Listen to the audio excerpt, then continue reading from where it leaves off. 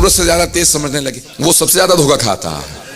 جو اپنے آپ کو عقل کل سمجھنے لگے میں تو بہت ہی عقل مند ہوں.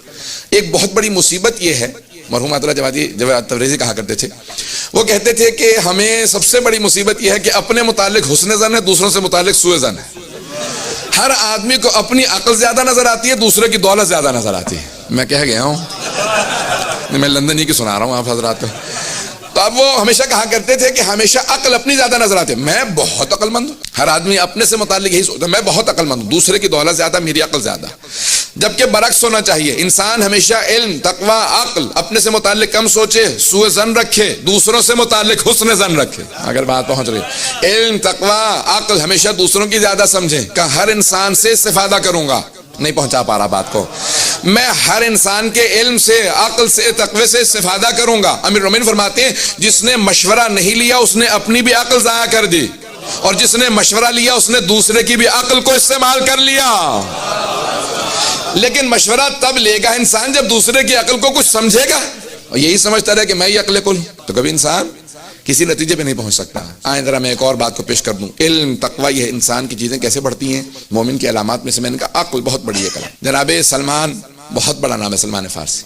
آپ نے خندق سن رکھی ہوگی. میں صرف ایک زاویے کو پیش کروں گا، پوری جنگ خندق پیش نہیں کر رہا ہوں. تو سب کی توجہ میرے ساتھ ہے. پیغمبر اسلام کی مشہور و معروف حدیث ہے نا کہ جو بھی میرے بھائی علی کی فتح کی مجھے خبر دے گا جنگ خندق میں اسے جنت کی بشارت دوں. تو اب لوگوں نے کہا ویسے تو جنت ملنے والی نہیں تھی. بہت سے لوگ پریشان تھے. کبھی صرف فتح کی خبر دینے سے اگر پہنچ گئے ہو تو بہت سے لوگوں نے کہا یہ بہت آسان طریقہ، میں فوراً آ کے صرف خبر دوں گا کہ علی جیت گئے ہیں، پیغمبر سے مجھے جنت مل جائے گی.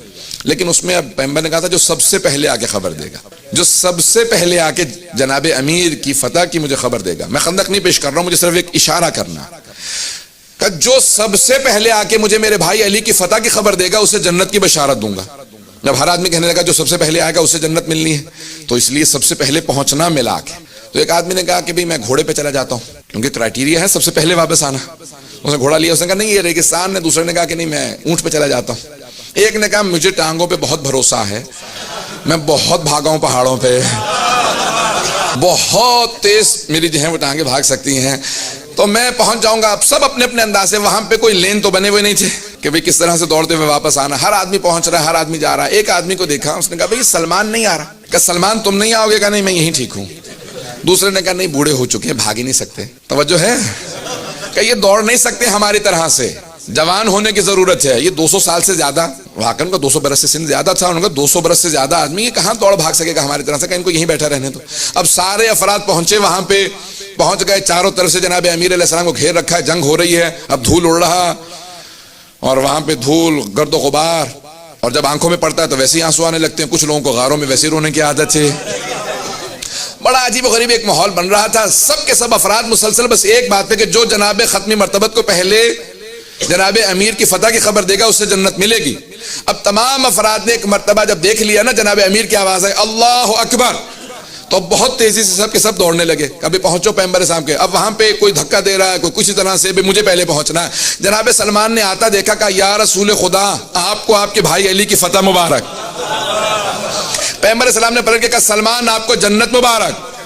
اس کے بعد لائن سے تمام افراد آتے رہے. ہر آدمی کہہ رہا تھا یا رسول خدا علی کو فتح ہو گئی. کہا سن چکا ہوں. ہر آدمی کو پیغمبر یہی کہہ رہے ہیں سن چکا ہوں. کہا یا رسول اللہ یہ کسے جنت ملی ہے؟ کہا سلمان کو. کہ سلمان جب آپ آئے ہی نہیں تھے آپ کو پتہ کیسے چلا؟ کہ تمہارے دوڑنے کے انداز سے. فرار کے انداز اور ہوتا ہے، خوشخبری کا انداز اور ہوتا ہے. اگر عقل ہو تو انسان دوڑنے کے انداز سے اندازہ لگا لیتا ہے کہ کون اچھی خبر لینے کے لیے آ رہا ہے. پتہ نہیں بات پہنچ رہی ہے نہیں پہنچ رہی.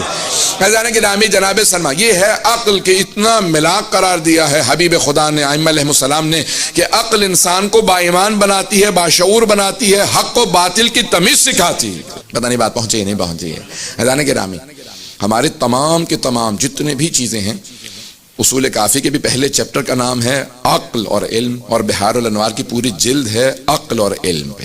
ائمہ علیہ السلام نے سب سے زیادہ تاکید کی ایمان کی